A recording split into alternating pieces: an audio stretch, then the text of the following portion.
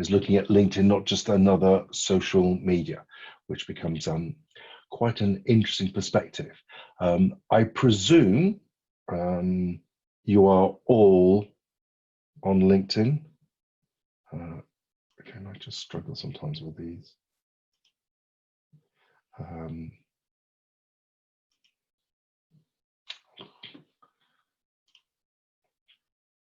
It's doing. So if you want to, I don't know if you've used Zoom before, you've got a little button called reaction. So if you're all on LinkedIn, if you just want to click it and give a thumbs up that you're all on LinkedIn. Thank you, Sally. So everybody is on LinkedIn. Okay. And then me too, as you will see in a minute. Now, it's interesting, as I'm on LinkedIn, I've been on it for a while. I don't really use it because I don't necessarily need to be using it in terms of networking, getting business. I do update it, and I've sort of, but sporadically. And I think one of the most interesting things, I know when I was going for a job once, I made an application and they just said, oh, just send me your LinkedIn profile. And of course, then I just went into massive panic mode and then just quickly went in and updated my LinkedIn without really thinking too much about it. And over the past couple of months, I've been doing sort of little training courses, helping students who are still at university, looking at how they update their personal branding, their personal profile, of which it goes into LinkedIn and looking at them updating their LinkedIn. And that's why it becomes an interesting argument, because I know I've got some of the students and some of my networks are actually working in recruitment. I actually have a background in recruitment. I used to work for one of the bigger nationals in terms of high street recruitment agencies.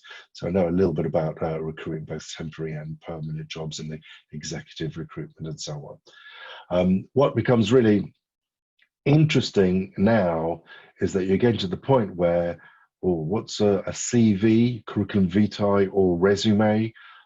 Is it still being used, or are people just using LinkedIn? And people that I know that are still working in recruitment are turning around and saying recruitment is now a tool, it's not a competitor.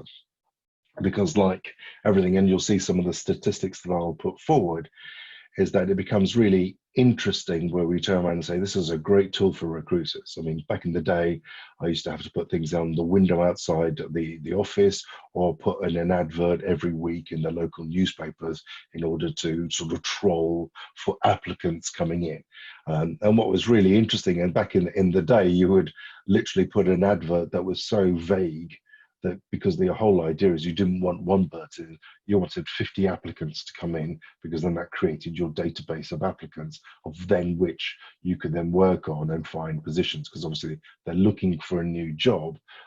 They didn't necessarily know what exactly that job was up, but you piqued it, you wrote it for to attract the most amount of applicants rather than the best applicant. And of course, that's all changing now. It's a bit like sort of the Facebook ads and the search, and that's why we're looking at LinkedIn as being a really interesting way of where you can promote yourself as part of your personal branding, but it's also a way of you getting discovered. So even if you're not necessarily looking actively for a job, you're actually putting it out there, and then hopefully you're going to be headhunted by a recruiter that's going to come in and make you feel really warm and fuzzy by saying, oh, you're a fabulous person, I've got a brilliant company for you to work with, and all of a sudden you're headhunted, which is a absolutely great feeling to have, I must say.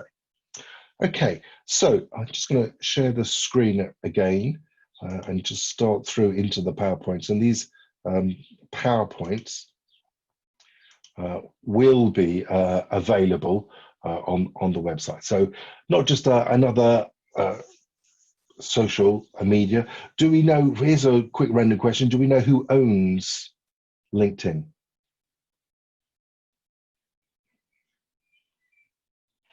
Anybody know who owns LinkedIn? Again, you can put it into the chat. So Microsoft, excellent, using the share price name. So Microsoft only has paid billions and billions of dollars for it, which is quite interesting because now we look at sort of the big tech companies, we think of the FANGs, the Facebooks and the Amazons and all of those. They actually all have a huge social media. There's only one company that doesn't have a social media platform, and that's Apple. Although that's starting to change a little bit, because I think when they start to look at Apple TV, what they're going to be doing is collating people together. You could almost argue that iTunes sort of was, but not to the extent that you have, obviously, with Facebook and LinkedIn and so on. So it is an interesting scenario. It's not just another social media. And what we're saying here is you're putting your information out there for other people. You're connecting with another network. And also part of that social media bit is that people can find exactly what it is and what you're doing. So what I want to do now is just start with a quick poll. So I'm going to So you've all got LinkedIn. What I'd like you to do is in this quick poll, on a scale of 1 to 10, how would you rate your LinkedIn profile?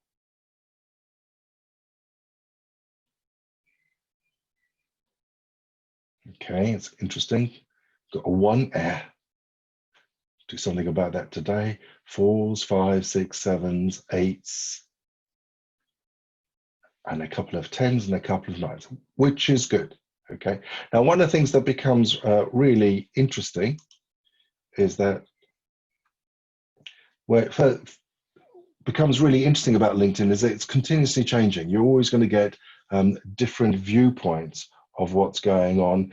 Everybody will have their own opinion of what's going on. So a little bit of background about me. My name's Joe Shami. I've been with Oxford College of Marketing, which is quite scary. I think I've been about 17, 18 years working with the Oxford College of Marketing.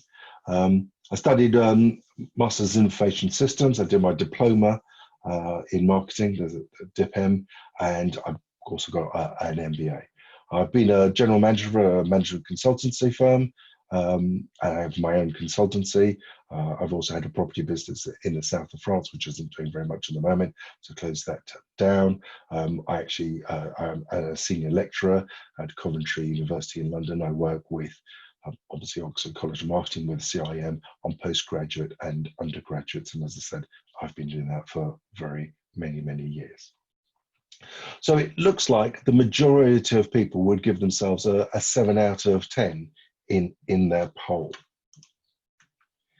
Okay, which isn't too bad.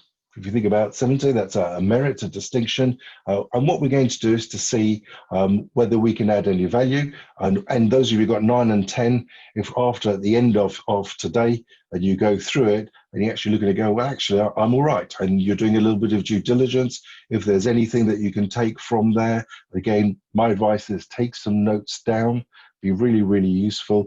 If you know it, that's fine. If you don't, you go, okay, let me just have a little view from that perspective and maybe update and do it that way. The other thing as well that's really interesting is that LinkedIn can help with your resume.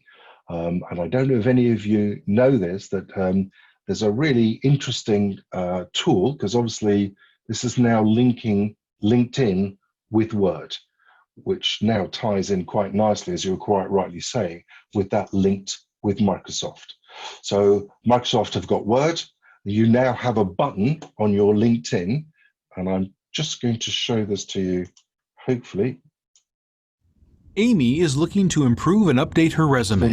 Now when Office 365 subscribers open a resume in Word, you can use Resume Assistant powered by LinkedIn. You'll be able to discover examples of work experience descriptions and get inspiration. Resume Assistant pulls a recent job title from your resume, in this case, Senior Brand Manager, and then you can add the industry that you're looking for. The examples come from LinkedIn public profiles, and you can narrow this search by top skills if you want. Reading these descriptions, you can find keywords and spot trends to help your resume stand out. All these examples list how many clients they work with, so that's a good thing for Amy to add to her resume. Tap Read More to expand the text. Need more samples? Get a direct link to more on LinkedIn. Amy can find and connect with other professionals in her field and get insights about the role. Let's head back into Resume Assistant and look at top skills. Is it working okay? People in this role highlight these skills in their LinkedIn profiles. So if Amy has any of these, she should add them to her resume.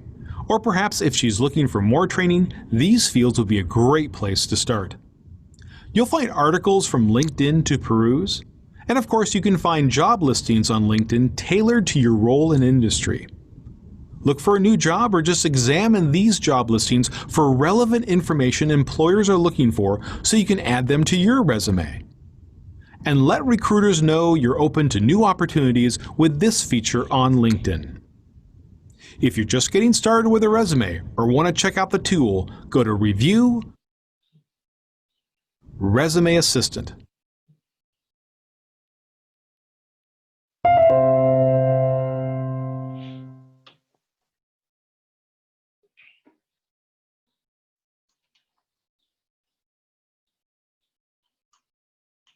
Okay, so what did you think? Anybody seen that before?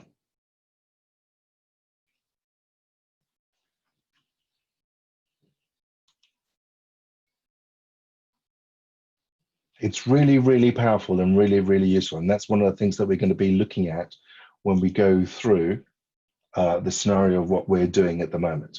Okay, so let's go back into the PowerPoint, as this will give us a little bit of structure.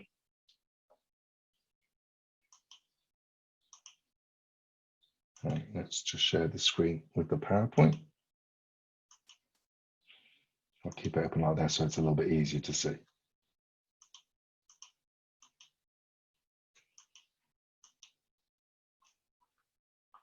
So when we look about your LinkedIn profile, the whole idea is, and that's why if we go back to how you were ranking it, does it clearly say and present you? Does it say who you are, what you do? This is why we were saying this is all about your brand personality, your personal branding. Is it a real recognition of your skills? And more importantly, your values, and more importantly, your passions? Is it credible? Does it showcase your brand? Does it tell you of the story that you're trying to put across? That becomes the most important thing. And one of the things that we know is that you actually want a better LinkedIn profile. It's hence the reason why you're all here. Gives you looking at new career opportunities, stand out from others. So again, it's a point of difference that you want to be doing. And it's a really useful way of marketing. We'll see that from the statistics, and any statistics I give you are probably well out of date. Everything is changing so quickly. And obviously you're wanting people to come to you, but you're obviously going to go to them and look for opportunities out there as well.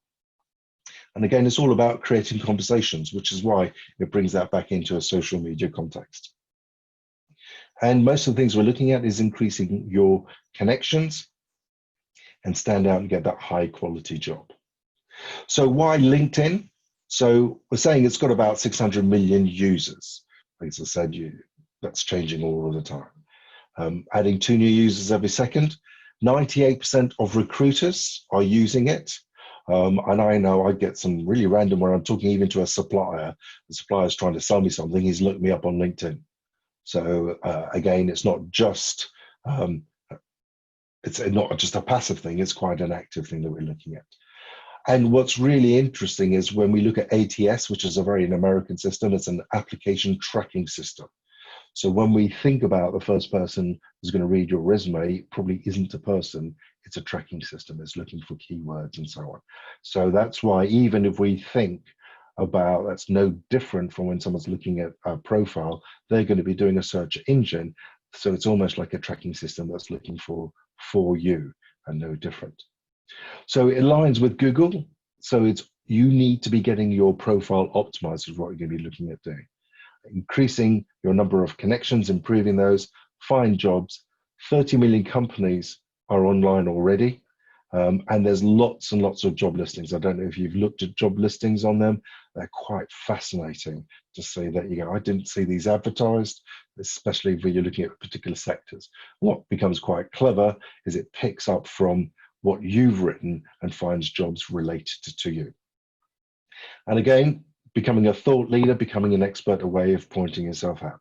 There's a link of where I got those statistics from, Omnicore Agency. So again, you can see and keep that up to that. Okay, we know that 58% are looking at LinkedIn profile. And what's interestingly enough is most of it's on a mobile system. And again, it would be a good question to see, would you agree with that? Do you look at LinkedIn on your mobile or on a PC? Think about most recruiters in busy offices, they're moving, wandering around. So more than likely it might be on a tablet, might be a mobile, not necessarily on a big screen. So think about that. Think about your summary as well. We're going to look at it in a minute. So the first 40 characters of the summary, like in a CV, they're looking at the headlines. Someone reading a CV probably takes about 10 seconds to look at it. Probably no different when we're looking at a profile on LinkedIn. Doing direct search, and again, we've got to be careful, applicant tracking system. So the first question I'm going to ask you, and again, it would be really interesting to see from all of you, have you customized your LinkedIn URL? Because what tends to happen is that with the URL, it actually puts in some random numbers in there. So the first thing you can do is you can go in and edit it so you can actually make it with your name so it actually looks a little bit more professional. And I think that's the first thing. So I know sometimes when I look at resumes, when I see someone puts in as a point of contact their LinkedIn profile, and I know it's got 256708999, I go, you haven't customized it. So straight away, it's not a good sign. And it's not difficult to do. You just click on it and you can customize it through. So the other thing as well, you also need to check your settings. So again, make sure that your settings are public, your photo. It's really entirely up to you of what you are looking at. So where we're saying, are you looking for job applications? Let recruiters know you're open for opportunities. You've got to be doing that. You've also got to be turning around and going, do I want to share my photo? Not share my photo. I only share the photo with my connections or with anybody. So again, take a view, a sensible view. Again, like the government keeps saying, use common sense as to what makes it there. If you're looking actively, then you want to make things as publicly as possible. Again, just make sure that you haven't got anything that is, again, potentially embarrassing to you or your company that you might put up there. The other thing as well, obviously, if you're looking for jobs, you could put it up there, make everything public. Doesn't necessarily mean that you're looking for a job. So if you're employed already, you've still got it up there. You're not putting it there. One of the things that I would probably not say is actively seeking employment. That's almost a no-no that you would want to be putting there. And that's why it's a sort of less is more from that perspective.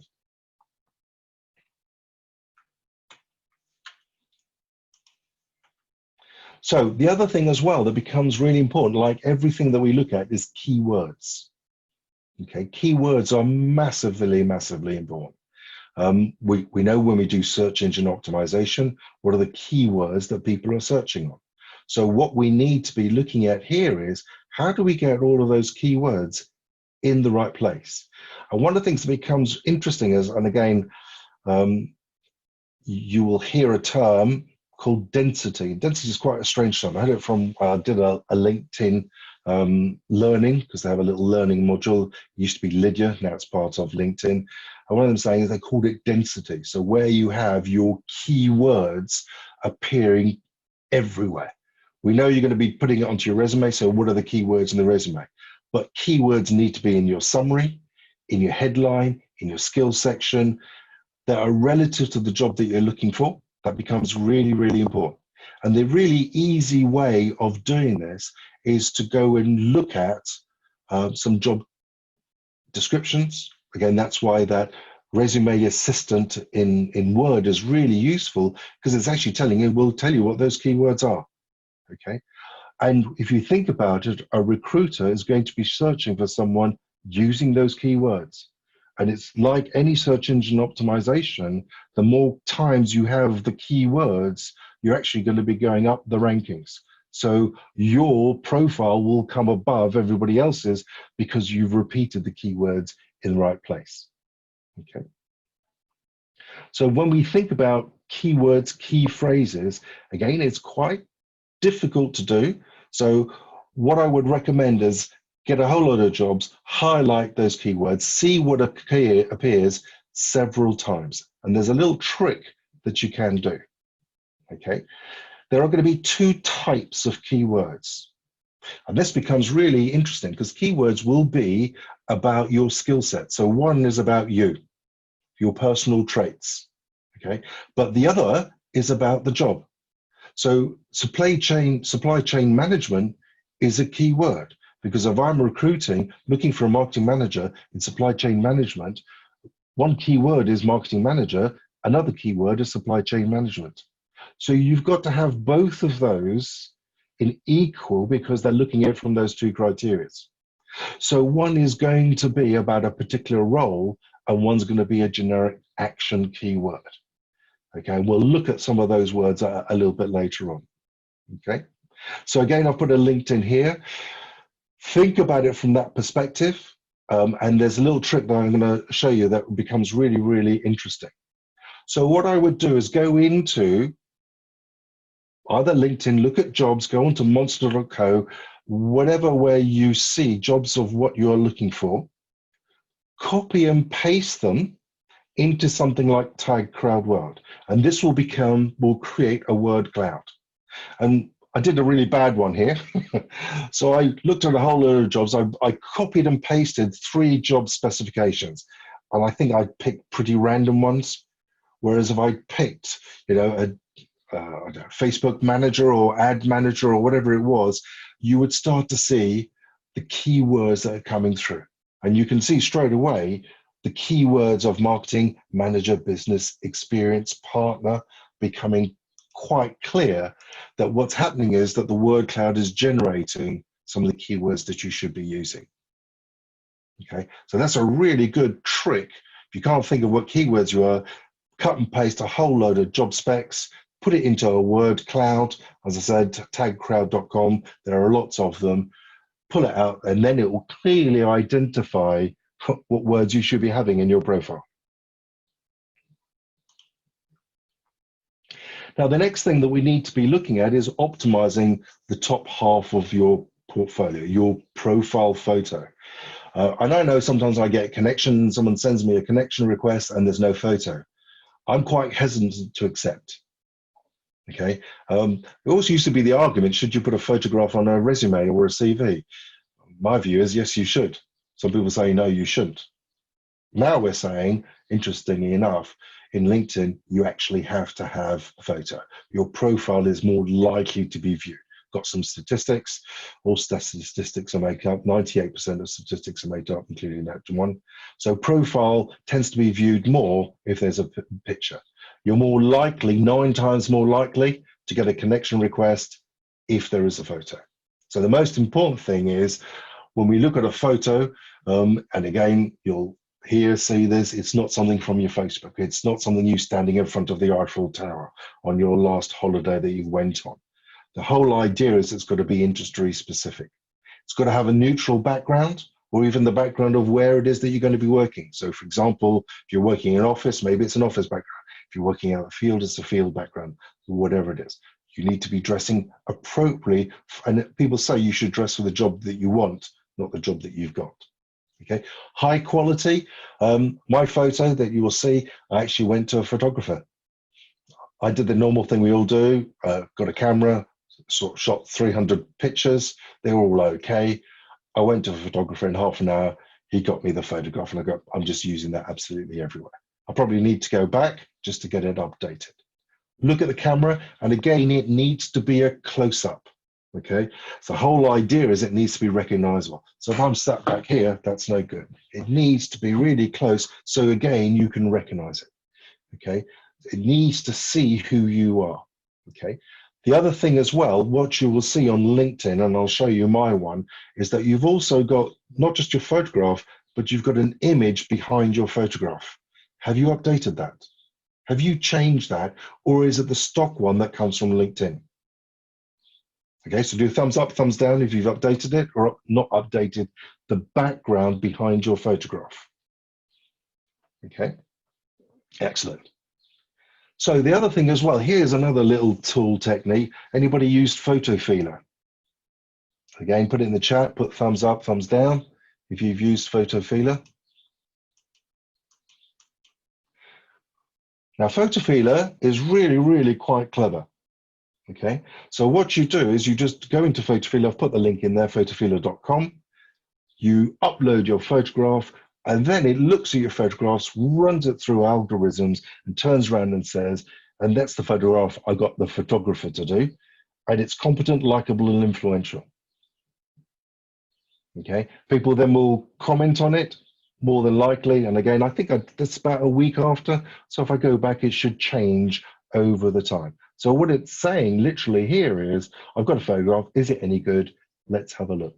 And what's interesting is, if I probably put another photograph with a bigger smile, maybe my likability might go up from 7.9 to 8.5, but maybe my influence might go down.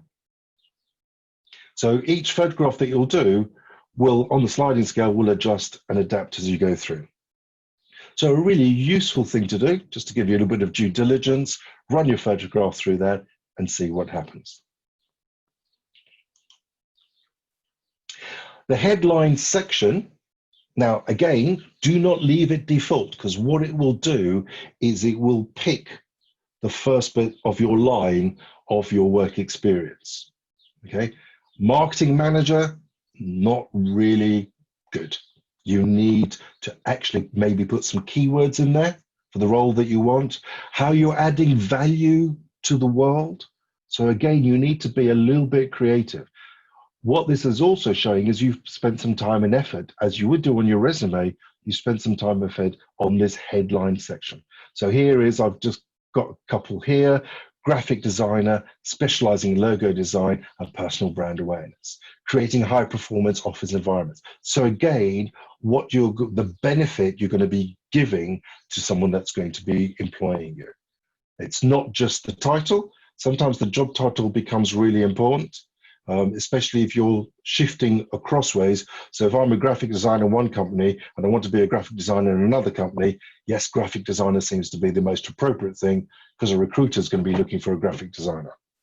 So that keyword is going to be up there, but then it's got logo design, brand awareness. So I'm a graphic designer, again, bringing in different keywords. The about section used to be called the summary, and then it's been changed. As I said, everything changes. And summary means it was quite short. And what's interesting in the research that I've done, and I've used lots of YouTube, because there's lots of influence out there, people trying to sell you, that they'll write you your LinkedIn profile for you, just as people will write your resume, your CVs for you. Everybody says something different, okay? So you've got to take on board what you feel most comfortable. The about section is probably the hardest for people to write. I would say this is your elevator pitch.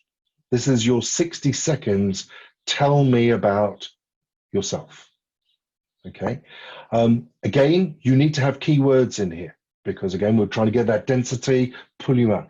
Keyword phrases, short, simple paragraphs. When I look at some of them, it's just a wall of words. So break it up, lots of white space. People will scroll down if it's interesting. If it's just a whole lot of that, I'm not going to be able to read it. So again, use some of your graphic design. 2 or 3 paragraphs, you might even put headings, subheadings, bit of subtitling. Again, no different from what you're doing in assignments. When you're doing an assignment or even a report, you've got headings to signpost what it is that you're talking about. The about section, not totally different to potentially your resume, your CV, your work experience. This should be in the first person. This is about you. This is you connecting, of showing who you are to the world. So no problem in writing in the first person here. The other thing as well is at the bottom of it, put your contact details. So put your email, your phone number, whatever you're comfortable with. You can also put links into external media, to maybe a YouTube, a blog, whatever you have, because again, don't forget, they might not go below. They're just going to be looking at the about section. So you're putting as much in there as possible to attract. Again, we're going back into the fishing analogy.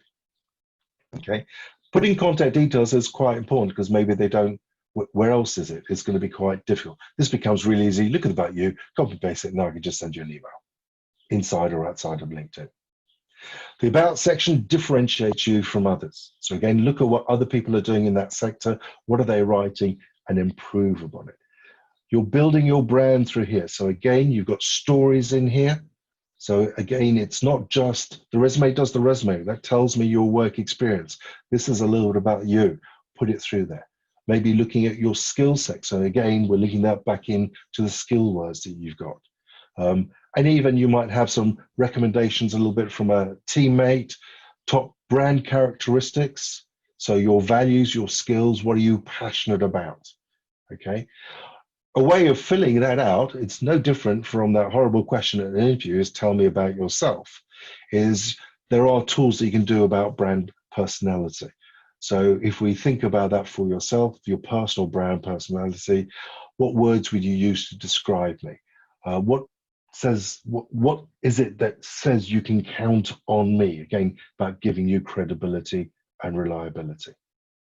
So said it's your elevator pitch. It's your 60 seconds of where you're able to sell yourself as much as possible.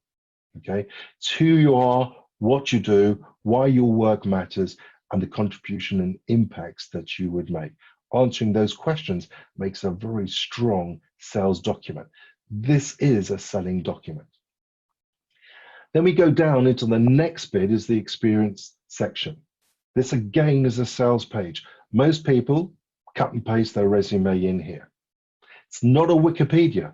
So again, if you think about a Wikipedia, here's the breakdown of my life, that's not really selling you very well.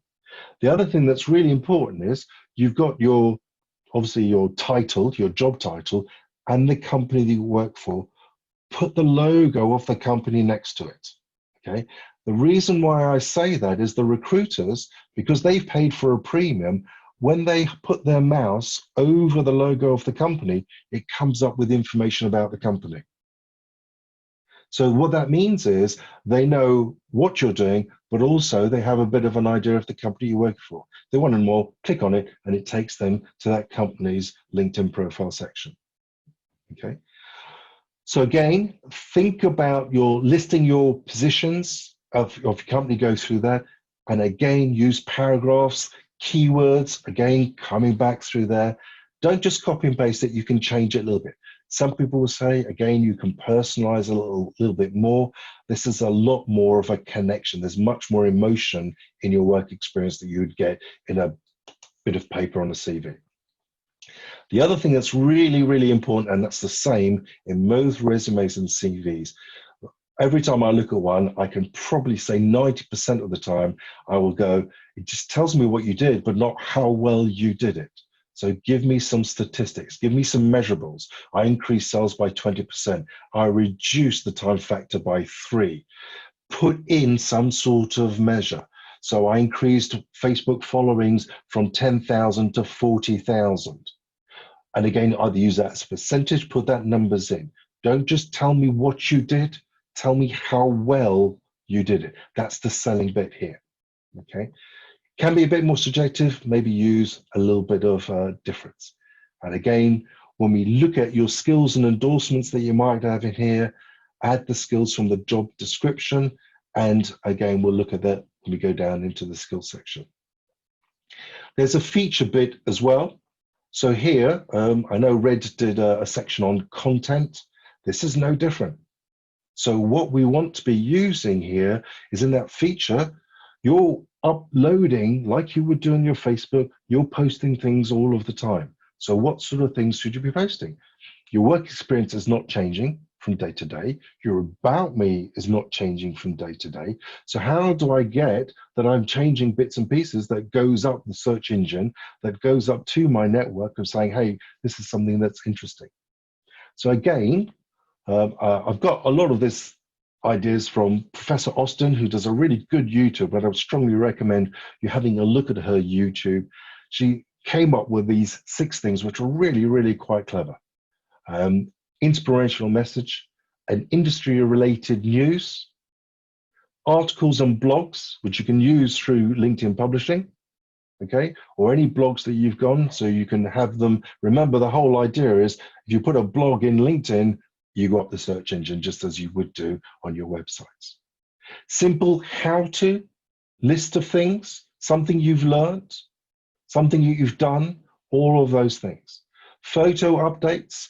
So again, here's a clue. If you're going to get some photographs taken with a photographer, get a variety of ones. So again, you've got a carousel of photographs that you can keep updating and putting them as neat. Something you learned on the job, a new course that you've done, anything on those lines that is about content. Okay, so I'm going to show you a couple that she recommends and shows. So if we think about here, in that feature section, what performs well is posts with good visuals. No different from anything else. It's not about the words. The words is in your about summary. Here is a picture. Here is something there. How to and lists. So we just did a poll.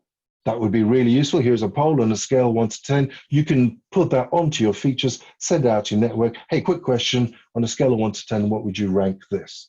And again, you're doing this in social media. Look at this as doing exactly the same thing. Okay, yes and no posts. Posts that tell a story. So what did you do this week?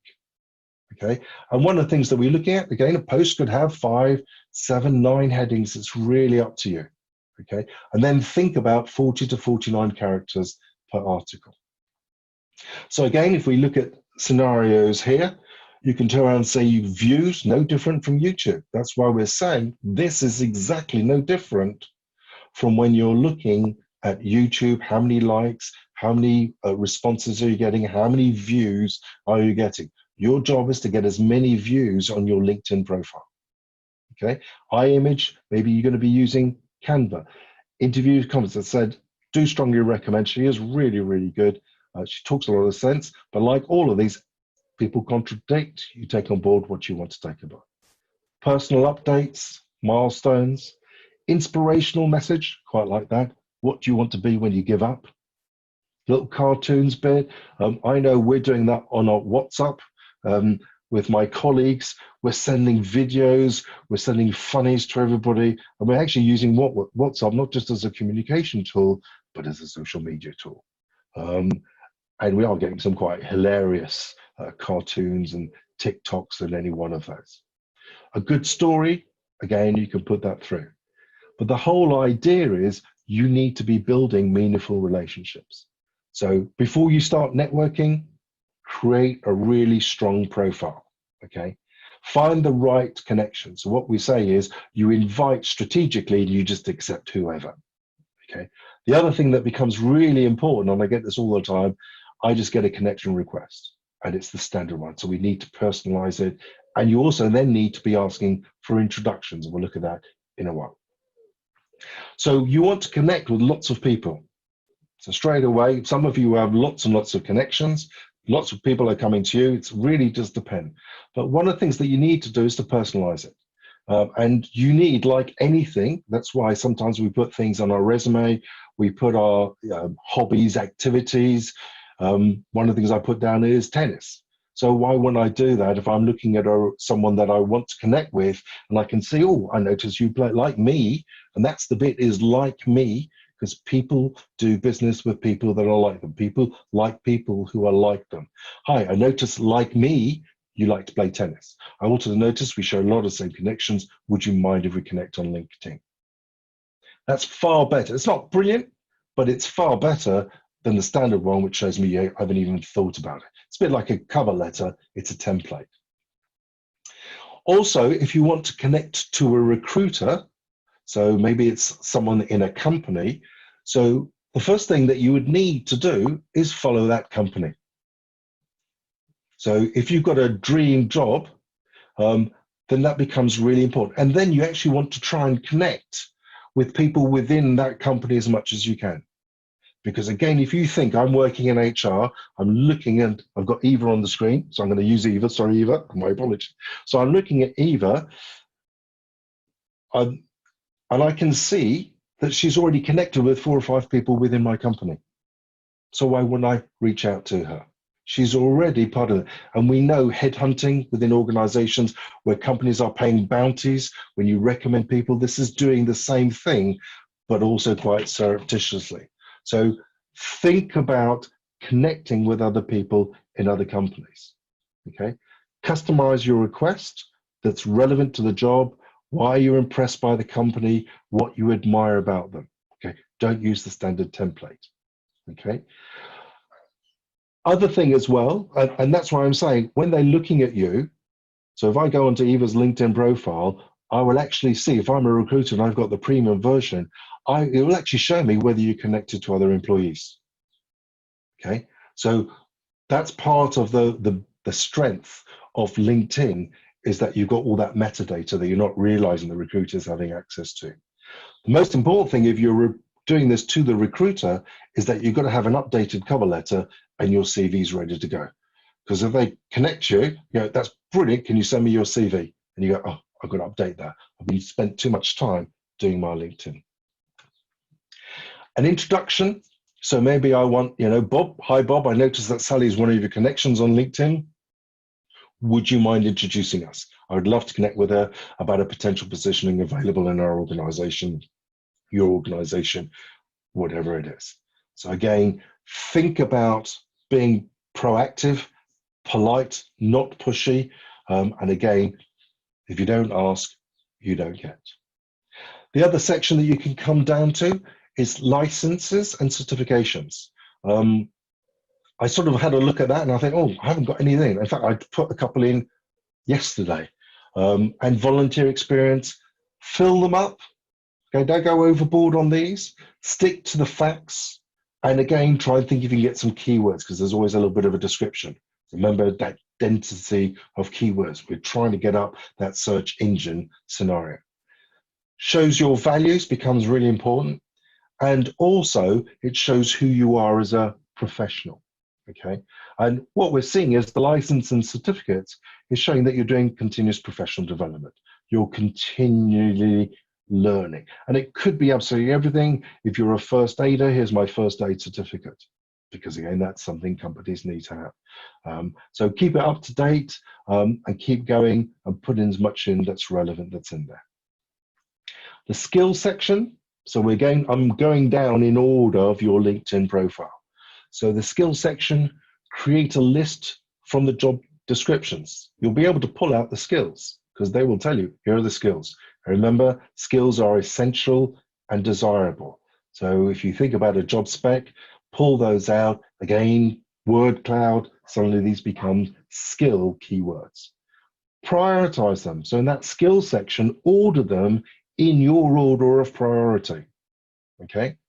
And then try and get an endorsement for each skill.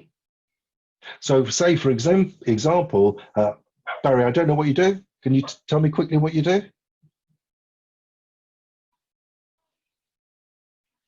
Okay,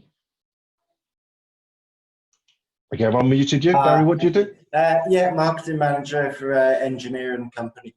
So you work in an engineering company, you do what sort of marketing management, what type of skill sets you do? From strategic through to operational and communications. So communications, what's that? Digital, exhibitions, conferences? Yeah, all of it, all of the digital and exhibitions, offline. So if we look at something like exhibitions, that will be in your skill set. So get an endorsement for that skill set. Maybe even get a recommend. If you're then looking for in events, coordinated events, whatever, maybe you got that recommendations 10 times, which again gives density. So 10 people, and that's social proof, 10 people who aren't related to each other have said that Barry's really good at running exhibitions. And I, as a recruiter, go once, twice, 10 times. That again gives you a real credibility, real gravitas in that area. Keep them updated. Skills are changing all of the time. So, for example, how many of you have got Zoom in your LinkedIn profile on your resume? How many of you got Teams? It's really interesting when at the university I'm working in, and that came out on WhatsApp. How many of you updated your resumes to say you're now doing online teaching? Because guess what? In the world of education, the new world of education, that's going to be hugely important. And I can see people go, oh yeah, but everybody's saying, no, you're putting it in there. I'm doing Zoom, using Teams and so on. Ask for recommendations becomes really, really important. And again, find colleagues that are working with you, upstream, downstream, people. If you're doing a course, a lot of you are doing CRM courses, get recommendations from each other, because again, you're working virtually. So if you're working, I know brand management, I'm just doing that next week. So all those students that are on that brand management course, they should be getting recommendations from each other. They should be connecting with each other. Because if I'm a recruiter, I don't actually know that you actually did that as a course that you're doing. I'm just looking at, here's a recommendation from Eva and Barry who are on a course. Okay. And again, in that skills section, put them in your headline. And I've looked at here again from LinkedIn, because from my university, I actually get into LinkedIn Learning, so I have free access to it. So I pulled some of these out. What skills does the workforce value most? It's going to be changing. Okay, that's why 2020, 2019, 2021, all of this will be changing. And so here we can see, here are keywords that we need to be putting in. And sometimes even LinkedIn will say, don't use these keywords because they're too cliched. So keep your eye out what's working and what isn't working. Top 10 most in demand skills: blockchain, go figure, cloud computing, analytical reasoning, artificial intelligence, user experience, business analysis, affiliate marketing, sales, video production. You can see it's going up and down, and LinkedIn will give you this information. So if you go into LinkedIn, go into improvement, go into the help section, they want you to be using LinkedIn. It's in their interest to do it, because the more times you use it, it's all about engagement, the premium that people are paying for. And who are you following? So what's interesting here is it's going back into almost that skills section that you're going to be having in your resume, in your CV, the skills section, the activities, and this is telling you a little bit about you. So who are your influencers? So are you following Richard Branson? Are you following Seth Godin? Who are the books, the authors? How are you learning, and who are your role models? That becomes really interesting. So look at the influencers bit, because you have tabs on the top of the screen. So one will be about influencers. So again, think about the most appropriate, and this could be industry specific. So if it's in engineering, find me some engineering people, whether they're architects, consulting engineers, civil engineers, whatever it might be, that we can see. If I ring up, or pick up new civil engineer, who is in all the features in there, who are the authors and writers and so on. What are the groups? And you should join lots of groups, because again, groups are in there. Are you interacting them? Are you sharing content with them? Because then you're learning from the influencers and you're learning from the groups. And then what companies are you following? Okay, so for example, if I want to work, I'll give you an instance, I used to work for Atkins. If I want to work for Atkins, I should be following Atkins. Recruiter from Atkins is going to look at my profile and he goes, who are you following? You're not actually following our company. So you're not really that interested in our company because you're not following us. When you write in your cover letter, you go, I'm really interested in working for you. You're not that interested to be following me though. So again, that's why you've got that audit trail that's really clear here. And again, there's a schools bit. So what schools are you doing? So we've got Oxford College of Marketing, universities, whatever you might be doing. The other thing as well, that in LinkedIn, you've got job section. So you can use the search bar, browse the jobs that are presented to you. You can save these positions for later. What also is really interesting is, and I've done this several times, is apply inside LinkedIn. Don't just take it out and then apply outside. Do it within LinkedIn, within the ecosystem. Again, that makes it a lot easier. And specify career interest page, because you've got that on that profile. What is it that you're actually looking for? So you can push jobs to you that are relevant. Look at what others are doing in your area of interest and copy them. And again, top 3 skills on LinkedIn, what the employers are asking for, because you'll see that in the job section becomes really interesting. I got this checklist again, another YouTuber that's going through, quite a useful of just going through the checklist. What's your headline like? What's your photo like? What about the history, recommendations, endorsements, connections? So it's a quick going through that just to make sure that you're actually on board and doing everything there. There's another tool. I would certainly look at something like JobScan. So what happens with JobScan is that you can actually put in a job in one side of the website, and then on the other side, you can either upload your CV or your LinkedIn profile, and it actually does a job match. And actually then turns around and says, you're missing some of the keywords that they've got in their job. You need to update this a little bit. And you can see I've just done one here, and it's given me a results of my LinkedIn profile that I've put in. It's given me a top line approach. If I wanted more detail, then I'd have to pay for it, obviously. But the reality in there, it does say, oh, I've got a couple of ticks in there. So there's something I'm doing right in my LinkedIn profile, but there's a couple of things in here that I'm not doing quite so good. You might need to improve this. So it's called jobscan.co. Again, it's really useful area to go to. Some tips, got this from another source. So again, here's another little shopping list. Maintain an updated profile. Be dated about your existing goals, recent experience, revive your headline, revamp it, strong network. Do the research that you're looking for on companies, on recruiters, on people. So you're going for an interview, you should be searching up about them, find out what it is about them. Use the advanced search, that will help. Alumni, so that's why schools and colleges are quite useful, because that's part of your network. If you're looking for a job in a company, maybe someone from your school, your university is already working there, you've got a connection in place. Networking is relevant. And again, think about it from that perspective. Don't just be a follower. And again, look at the professional groups within LinkedIn. So what I want you to do now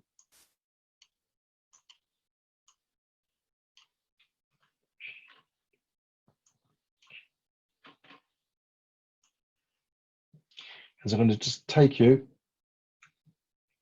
to Padlet. So if you want to click on the Padlet bit,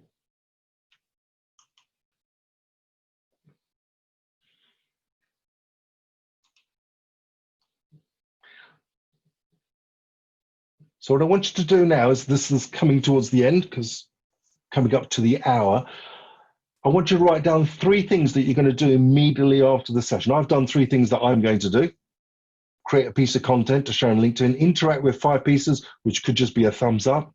And I need to change my background because I put a beach shot on there, probably not that appropriate as we're coming into summer. So if you go into,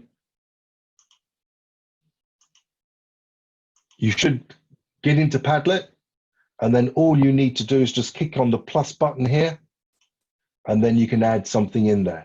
So in summary, coming through, what are the 3 things that you're going to do to your LinkedIn? Because the whole idea, like any good training, you're going to go away from this, get back into another meeting. You need to be updating your LinkedIn as quickly as possible. What are the 3 takeaways that you've got from today's session? So I'll give you a couple of minutes to type it in.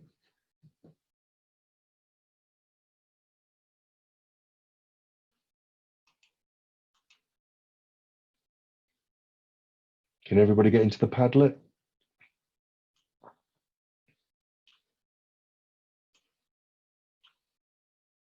Yeah, the links. Oh, hang on. I sent it to George. So you should see the Padlet link now in the chat.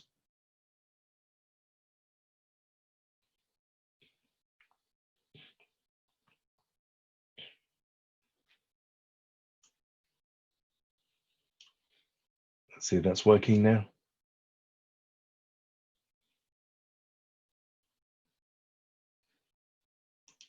Excellent.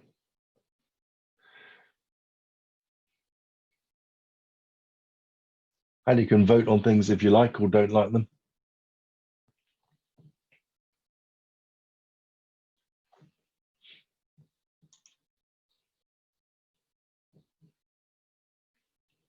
Again, it's anonymous, so you're not being held accountable for this. So change LinkedIn summary.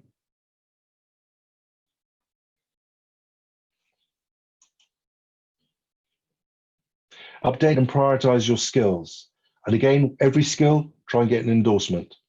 So it's a skill that's really, really important for a job that you're going for. Okay, I've got this skill, get an endorsement. There's also a quiz. I don't know if any of you have done the quiz on there as well. What's really interesting, I just did, it's quite hard, but obviously it's a test, multiple choice test, which then would show that, yeah, I've got the skill, and here is some of the proof that you've done that. Yep. Check keyword density. Excellent. Tag crowd's really good. As I said, there's lots of them. Photofeeler, have a play with that. As I said, it's a tool. The about section, stuff the profile with relevant keywords, and post once a week. You're doing it on Facebook. Okay. Why wouldn't you be doing on it? You're doing it on Twitter. If you think you're tweeting something, why don't you tweet it as well on LinkedIn? Yep. And the other thing is look at that LinkedIn, the CV assistant in Word. I think that would be the first thing I would probably do. And the other thing that also is really, really important, when you're adapting your LinkedIn, stop doing updates. Because what will happen is I'll go into my LinkedIn profile, I'll change something, and then as I've changed something, it'll then broadcast that to my network going, hi, Joe's just changed something on his LinkedIn profile. Then I go back in and change something else. Hi, you've changed something again. So switch that off, update everything, switch it back on, and then they get it one and done. Okay. Yet more skills, ask people for endorsements. And don't forget, endorsements doesn't necessarily need to be, again, client related. As I said, you're working with fellow students, fellow colleagues, marketeers. They can endorse it. Even if you're doing things outside some of the activities, if you're part of committees or any one of those transferable skills, you're using a skill, whatever it is, in the Parent Teachers Association or down your golf club or your tennis club or wherever it might be, here's a transferable skill. Okay? That in itself is totally relevant. Don't just think this is about work, work, work, work, work. Okay.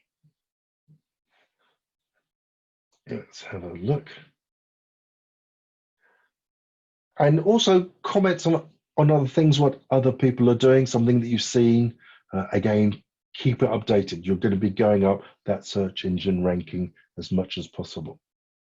Okay. Any other questions? Any thoughts? Yeah, CV Assistant is in Word, but you might need to have Word 365, or is it called Microsoft 365? And what's interesting is if you load your CV into Word, that's when the tab comes up. It's quite clever. As soon as you do it, boom, up it comes, and that's how it works. Okay.